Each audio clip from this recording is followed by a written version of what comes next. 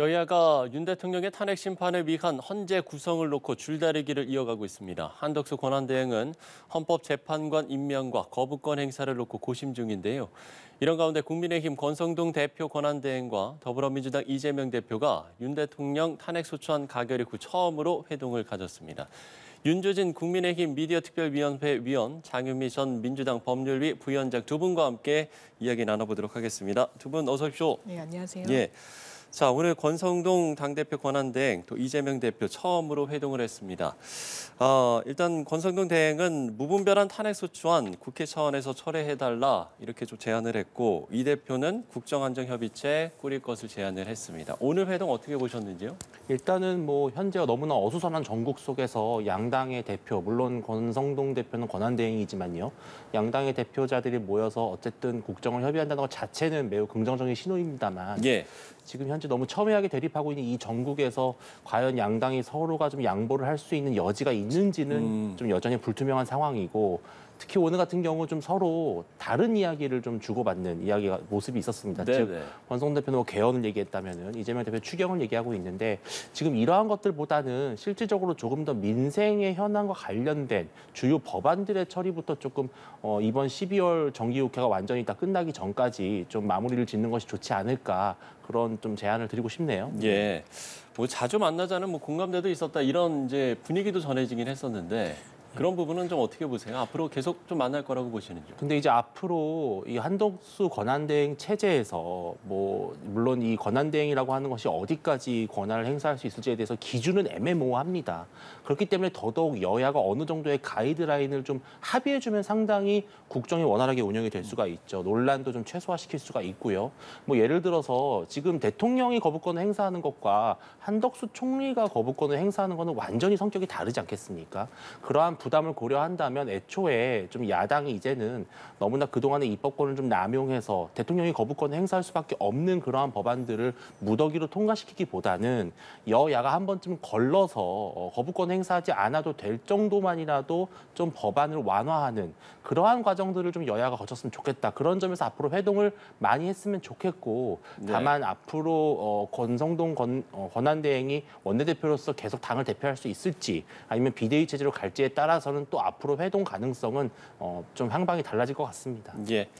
오늘 회동 어떻게 보셨는지요? 네, 사실 이 상견례 성격으로 첫 만남이 이루어졌던 건데요. 이 두 분이 중앙대학교 법대 선후배 사이이기도 그렇죠. 하고 2년 차이라고 하더라고요. 학번은. 그래서 사법고시도 같이 준비를 하고 이랬는데 처음은 화기애애했지만 이제 끝마침 좀 쓰게 끝난 것 같습니다.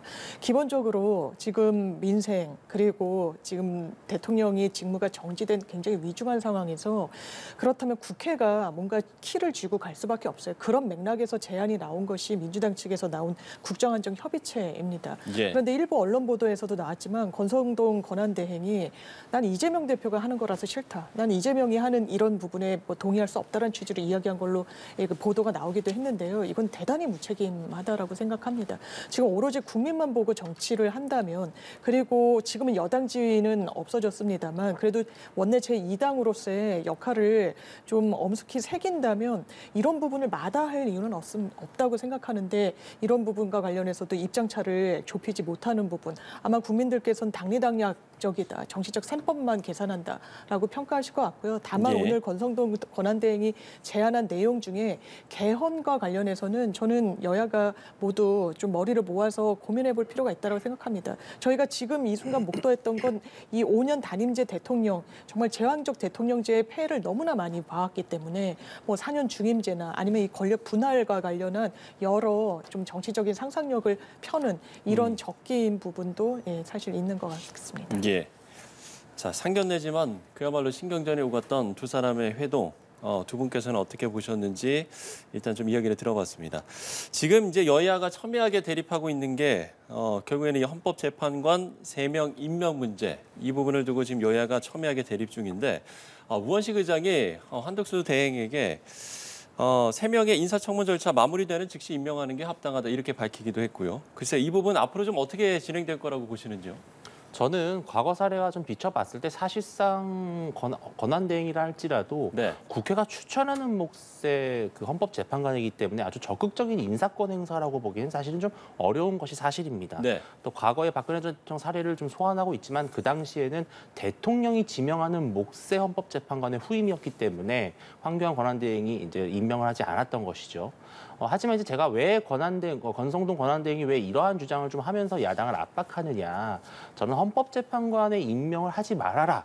이런 의미보다는 네. 사실 권한대행을 둘러싼 지금 민주당의 압박이 서로 좀 모순되는 측면이 있는 것이죠. 즉 거부권 행사하지 말라고 하면서 또 헌법재판관 임명을 해야 된다라고 또 압박을 하고 있고요.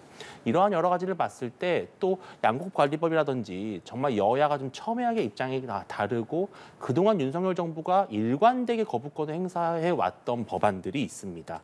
사실 지금 윤석열 대통령은 직무정지가 된 것이지 여전히 윤석열 정부라고 하는 국정의 어떤 기조는 유지가 되는 것입니다.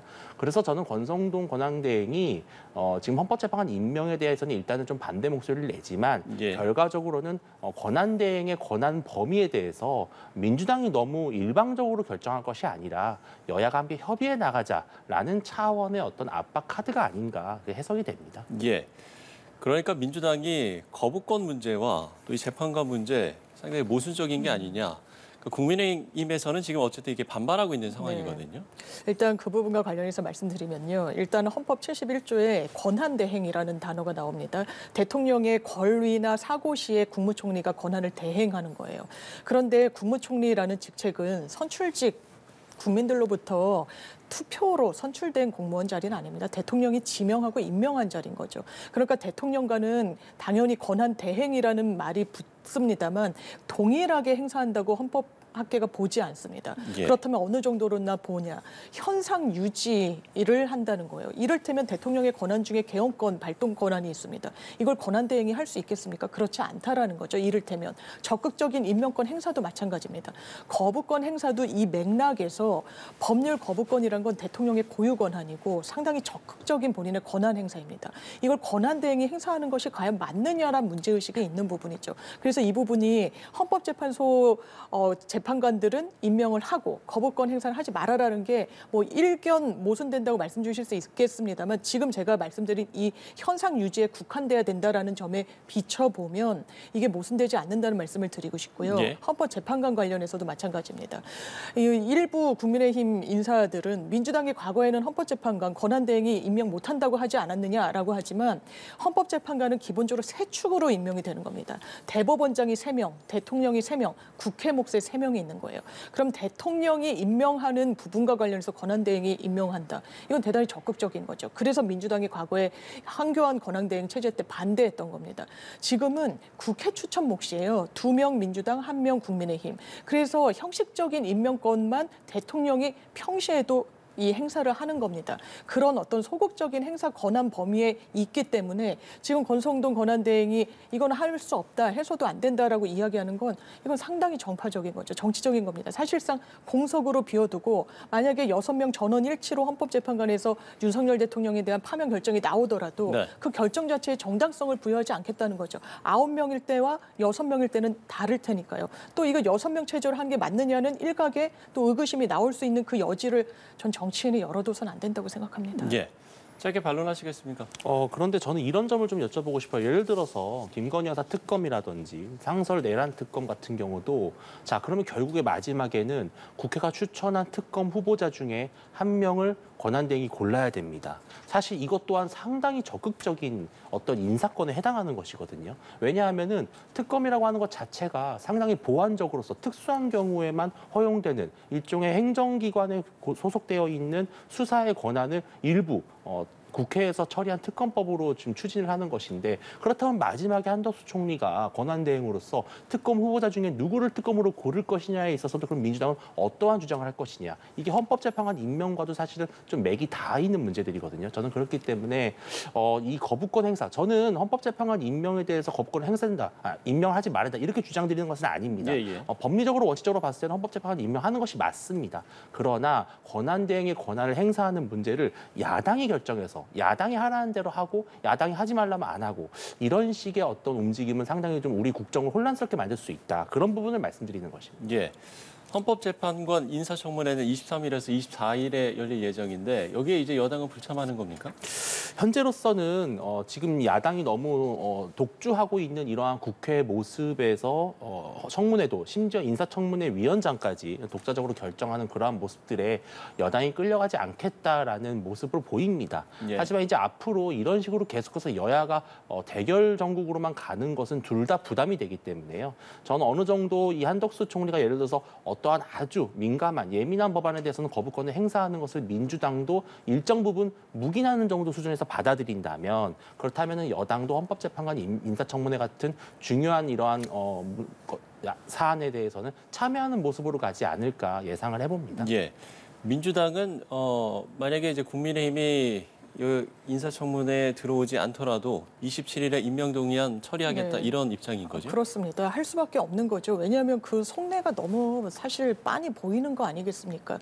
이 부분 모르겠습니다. 뭐 민주당이 폭주라고 말씀 주실 수 있을지 모르겠습니다만 국민들이 그렇게 보실까요? 지금 이 국면에서 헌법재판관 3명 공석을 채우자는 거. 진작에 이걸 민주당이 2명을 가져가니 국민의힘이 2명을 가져가니로 옥신각신하다가 이게 지연됐던 겁니다. 민주당 탓만으로 돌리는 건 상당히 사실관계를 오도하는 거라고 말씀을 일단 드리고 싶고요. 이런 국면 속에서 권성동 권한대행 3명을 임명하지 않겠다는 건 지연시키겠다는 겁니다. 설사 파면 결정이 나오더라도 그 정당성을 부여하지 않겠다는 정치적 의도가 아니라면 이 국면에서 3명을 임명하지 않는다는 건 도저히 설명되지 않아요. 이 부분 국민들이 어떻게 보시겠습니까? 이 엄중한 상황 속에서도 아니 비상계엄과 관련해 위헌이다 위법이다 이라고 이야기하지만 사과 한마디 안 나오고 있다고 국민들이 보고 계시는 거 아닙니까? 그 연장선상에서 해석될 수밖에 없는 거죠. 이거는 이 법적인 정상적인 절차를 사실상 회방놓겠다는 거 이상도 이하도 아닙니다. 이 부분은 참석을 해야 그나마 등 돌린 민심을 조금이라도 국민의힘 쪽으로 가져올 수 있는 방안이 될 겁니다. 예. 두 분 이제 말씀 중에 이제 거부권 이야기도 나왔었는데요. 결국에는 이 한덕수 대행이 거부권을 행사할 것인가 이 부분도 이제 관심인데 글쎄요 어떤 좀 결정을 내릴 거라고 보시는지요? 저는 아까도 말씀을 드렸지만 현재 윤석열 대통령이 계엄 선포로 인해서 탄핵 소추가 통과된 것이지 직무가 완전히 박탈당해서 파면을 당한 것이 아닙니다. 즉 윤석열 정부에 대한 탄핵 심판을 하는 동안 잠시 직무를 정지시켰을 뿐이지 지난 2022년도에 국민이 선출하여 만든 이 윤석열 정부의 국정 철학은 그대로입니다. 저는 그렇기 때문에 민주적 정당성 면으로나 여러 가지로 봤을 때 윤석열 정부의 기조에 맞춰서 윤석열 정부가 그동안 일관되게 거부권을 행사해 왔던 특히 이른바 좀 포퓰리즘적이라고 하는 비판으로부터 자유로울 수 없는 양곡법과 같은 우리나라의 이 쌀 시장에 엄청난 공급 과잉을 초래할 수밖에 없는 또 이 시장 생태계를 왜곡할 수밖에 없는 이러한 부담이 되는 법안들에 대해서는 저는 거부권을 행사하는 것이 맞습니다. 다만 그 과정에서는 한덕수 총리가 야당을 설득해야 된다고 생각을 합니다. 즉 우리가 아무리 윤석열 대통령의 직무가 집행이 정지되어 있더라도 윤석열 정부의 입장으로서 이 법안에 대해서는 우리가 일관되게 어렵다고 설명을 해왔으니 다시 법안을 수정해서 정부가 좀 수용할 만한 정도의 범위로 좀 완화해서 다시 제출해달라라고 하는 그러한 설득 과정을 통해서 저는 결국은 거부권을 행사하는 것이 옳다 이렇게 말씀을 드리고 싶습니다. 예. 어떤 발언을 해주시겠어요? 이를테면 양곡관리법 말씀을 주셨으니까 이게 식량 안보와도 관련이 돼 있고 쌀은 우리나라의 주식입니다. 기후 변화 이런 와중에 이 부분을 그냥 시장에만 맡겨두게 되면 이를테면 농사를 짓지 않는 거예요. 그러면 이 식량 주권과 관련한 어떤 대안이 있는 것인지 이 부분을 민주당한테 대체안을 내라고 하실 것이 아니라 국민의힘에서 내면 되는 거 아니겠습니까? 이를테면요. 그리고 지금 한덕수 권한대행이 거부권 행사를 할 걸로 이야기가 나오는 법 중에는 문제가 되는 건 김건희 여사 특검입니다. 내란 특검도 마찬가지고요. 김건희 여사 특검 대통령이 정당한 대통령의 권한 행사 거부권으로 행사했다고 보여지지 않습니다. 김건희 여사 수사를 사실상 막기 위한 의도였다고 보여지는 거죠. 그런 연장선상에서 이걸 권한대행이 본인의 권한이기 때문에 거부하겠다? 이게 과연 국민들 눈높이에 맞는 것인지 이 와중에 그걸 물론 거부권 행사를 할 권한대행이 거부권을 행사한 전례가 없는 건 아닙니다. 고건 전 권한대행 때도 거부권을 행사한 전례는 있다고 하더라고요. 그런데 각각의 법안은 이 맥락과 어떤 그 실질성을 좀 살펴봐야 되는데 이 국면에 김건희 여사 특검까지도 거부권 행사를 한다? 이 역풍을 어떻게 감당하겠습니까? 이건 한덕수 총리도 이 계엄에 대해서는 같은 피의자 신분인데 이 부분에 대해서는 상당히 공격을 자초하는 그 빌미를 제공하는 그런 측면이 될 거다. 내란 특검법은 만약에 거부한다면 본인이 수사 받아야 되니까 피의자이기 때문에 아주 적절한 판단을 못 내리는 게 아닌가라는 그런 오해를 자초하는 셈이 될 것 같습니다. 예. 자, 두 분의 의견을 듣고 시청자 여러분들께서도 잘 판단하시리라 생각을 합니다. 자, 탄핵 심판 관련 상황도 저희가 짚어보겠습니다. 헌법재판소가 윤 대통령에게 준비 명령을 내리면서 오는 24일까지 비상계엄 포고령 1호 또 계엄 관련 국무회의 회의록을 제출하라고 했습니다. 윤 대통령 측이 어떻게 회신할 것인가, 어떻게 반응을 할 거라고 보세요? 이건 당연히 내야 되는 겁니다. 왜냐하면요, 계엄을 선포하기 위해서는 국무회의의 심의를 거치도록 헌법이 규정하고 있어요. 헌법이 규정하고 있는 겁니다. 그런데 지금 행정안전부 등에서 나오는 이야기를 종합하면 이런 절차는 사실상 없었던 걸로 보이죠. 회의록도 없었던 걸로 보입니다. 회의록은 헌법 81조에 국법상 행위는 문서로서 하도록 돼 있습니다. 국무위원들은 부서를 해야 돼, 부기를 해야 됩니다. 사인을 해야 되는 겁니다. 이런 절차가 없었다는 게 고스란히 드러날 겁니다. 아마 제출 못할 겁니다. 없다라고 이미 정부에서는 이야기가 나왔으니까요. 그럼 헌법재판소가 이 부분을 어떻게 판단할 것인가? 기본적으로 헌법재판소에서 판단하는 것은 윤석열 대통령이 직무를 수행함에 있어서 중대한 헌법상, 법률상 위반 사항이 있었는지 여부입니다. 이 부분 헌법에 규정한 절차도 거치지 않고 이 계엄을 선포했다. 전두환 씨 때도 그러지 않았습니다. 이런 부분을 헌재가 합당하다, 합법적이다. 만약에 그런 판결을 내려주면 이거는 선례를 남기는 거예요. 그래도 된다라는 신호를 주는 겁니다. 그 판단을 할 수가 없습니다. 이거는 처음부터 이미 위헌 위법적인 걸 확인하고 들어가는 절차다. 이렇게 봐도 무방해 보입니다. 예. 말씀해 주신 대로 해안부 장관 직무대행이 회의록, 계엄 선포 전에 회의록 없다 이렇게 밝힌 바도 있거든요.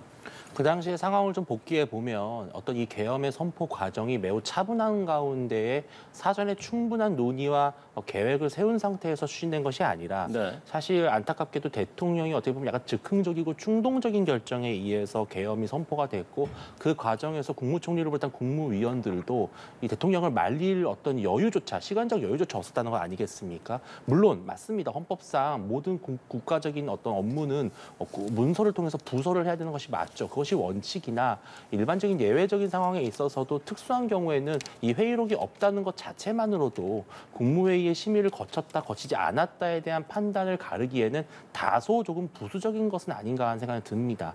다만 저는 가장 중요한 것은 바로 포고령 1호, 즉 지금 현재 내란 혐의에 쟁점이 되고 있는 것이고 국민의 기본권을 과도하게 제약한 것이 아니냐라고 하는 논란이 되고 있는 이 포고령과 관련해서는 저는 대통령이 더 이상 무언가를 숨기거나 감추는 것은 절대로 옳지 않다고 생각을 합니다. 포고령 1호가 구체적으로 어떠한 과정을 통해서 누가 주도하여 작성을 하였고 그것을 최종적으로 법리적으로나 헌법적으로 검토한 그런 과정들에 대해서 저는 윤 대통령이 모든 것을 있는 그대로 다 제출해야 된다. 이것을 제출하지 않고 없다. 혹은 이것은 뭐 보안 사항이다. 이런 어떤 그런 식의 대응을 할 경우에는 예. 더더욱 윤 대통령에 대한 국민적 의구심과 불만은 커질 것이다. 정정당당하게 좀 수사에 임했으면 좋겠다라는 말씀을 드리고 싶습니다. 예.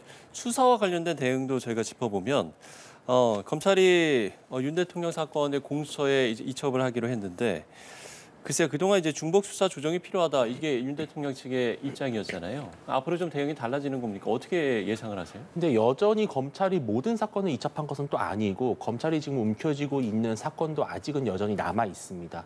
그렇기 때문에 아직까지도 이 수사기관이 일원화됐다, 뭔가 정리가 됐다라고 평가하기에는 좀 이른 것 같은데요. 네. 저는 근데 윤 대통령이 지금 변호인을 뭐 선임해야 된다, 아직 법리 검토가 끝나지 않았다, 이런 식의 대응은 제가 아까 말씀드린 대로 오히려 화를 자초한다고 생각을 합니다. 특히 이제는 뭐 김홍일 전 방통위원장을 중심으로 어느 정도 변호인단의 진용이 꾸려진 만큼 이제는 공수처의 호출에 있어서는 저는 윤 대통령이 직접 본인이 자발적으로 출두할 수 있어야 된다고 보고요. 앞으로 공수처가 몇 번을 호출하든 저는 윤 대통령이 서슴지 않고 나서서 본인의 입장을 소명하는 것이 오히려 국민에 대한 도리이고 또 본인이 말한 어떤 당당하게 임하겠다라고 하는 약속을 지키는 길이다 말씀을 드리겠습니다. 예. 어떻게 좀 대응을 해야 된다. 아니면 어떻게 대응할 거다. 네. 일단 윤석열 대통령은 본인이 국민 앞에 약속한 게 있습니다. 법적, 정치적 책임을 본인이 다 감당하고 지겠다고 그랬어요. 지금 그래 보입니까? 그래 보이지 않죠.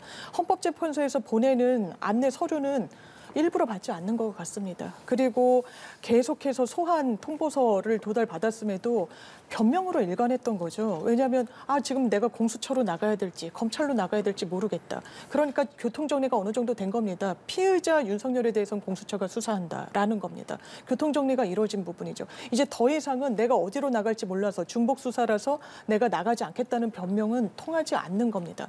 그런데 말씀 주신 대로 저도 이 부분과 관련해서 법리적으로 정확하게 적극적으로 대응하기 위해서는 진실을 이야기해야 돼요. 그런데 지금 그러고 있습니까? 그래 보이지 않는 거죠. 미리 선임된 변호인들을 통해서 이런 식의 말이 나오는 겁니다.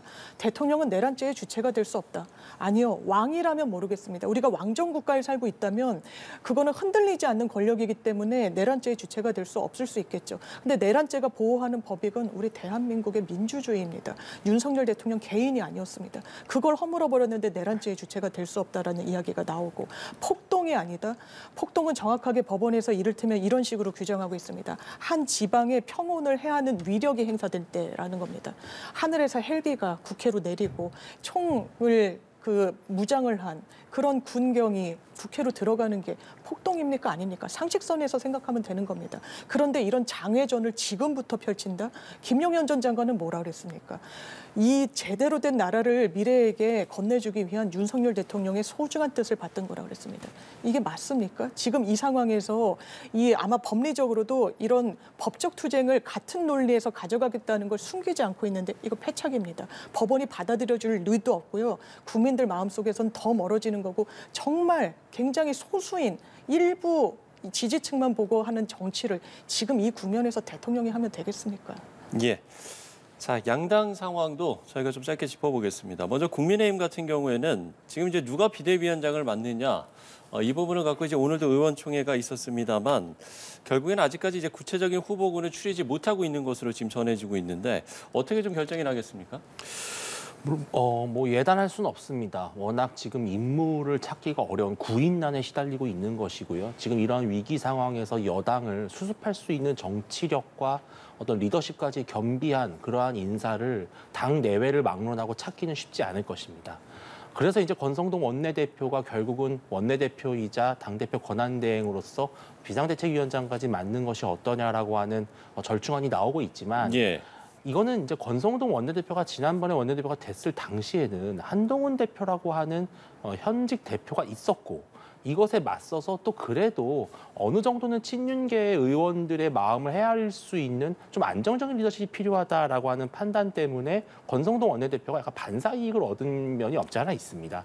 그런데 지금은 이제는 윤석열 대통령이 탄핵소추안이 통과가 됐고 지금 국민의힘 지지율이라든지 여러 가지 여론상에서의 불리한 면은 점점 커지고 있는데 여기서 다시 또 어떤 친윤계의 어떤 핵심이라고 할 수 있는 권성동 원내대표가 당 전체를 이끄는 모습은 아마도 당 내부적으로 결속은 어떻게 뭐 좀 도모할 수 있을지 모르겠지만 국민들의 지지를 얻기에는 설득력이 없을 것입니다. 명분이 없을 것입니다.